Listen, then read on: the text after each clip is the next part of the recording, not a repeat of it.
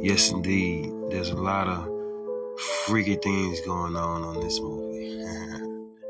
What? You thought they called it Freaky Friday because they switched bodies? Nah, there's definitely some freaky stuff going on in this movie, bro.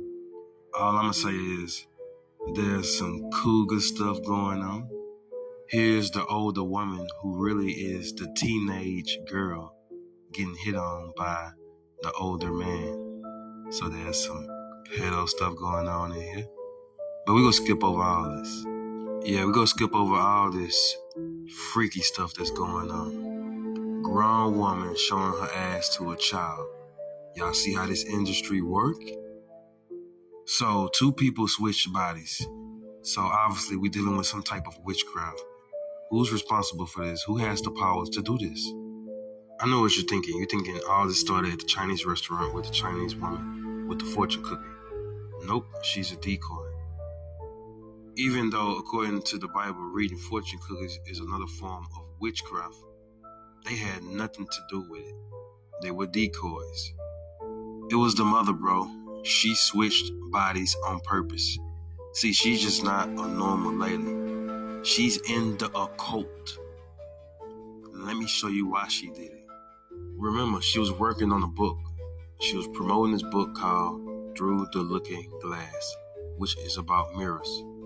In the book, it's exactly how it looks. It's about teaching you how to switch bodies within mirrors. Remember, this is Disney we're talking about. This is what Disney does. Promote witchcraft. No different than a Snow White movie. The evil witch looking in the mirror, doing magic. They did the same thing in the Beyonce movie, Obsessed. I had did a theory on it. If you watch that theory, you will see how all this connects with the mirrors. The reason she switched bodies is because she was practicing. You see, this is her foot in the door of the occult. So when it comes to mirrors with these witches in the occult, mirrors are known as portals, dimensions, or another way of looking at your soul that's stuck in another dimension. So now that she know how to use it, at the end she just sucked herself right out of that body and went back into her original body. Now she know how to use her powers at full satanic strength. And how could you not know this is a witch or she's in a cult? She showed you many times. Look at her necklace, bro. Even though it's a 6-point star, it represents a pentagram, which is a 5-point star. The red one simply represents a witch pentagram, and the blue one represents a satanic pentagram. A satanic pentagram always longer than a witch pentagram. Look it up. And if you look closely at her earrings, the diamond part, that is a cross upside down.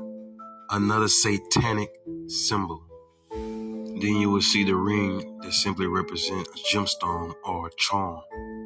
Then while she's in her son's classroom, you will see a drawing of a demonic creature with red eyes and horns or thorns on top of his head. And don't forget about her daughter throwing up the devil horns. She got the thumb in front of the 2 middle fingers. That's exactly the devil horns. There's no way around it. And nobody y'all gonna say, nah, bro, she in rock and roll, every rock and roll star do this. Bro, why y'all keep saying that like the rock and roll stars ain't in the occult? They are in the occult, bro. They know what's up. They know what they doing. Even at the beginning of the movie, before the movie even starts, she's showing you how she was prepping and getting prepared for this switching body thing by doing yoga. Yoga is not an exercise, bro. It's a spiritual practice, and it was always a spiritual practice to connect with spirits, demons. So there's your Freaky Friday, y'all. Now y'all have a good Friday. The video. I'm back jamming. I got the missile, ain't up for debating, they want it. Cause my pack landed.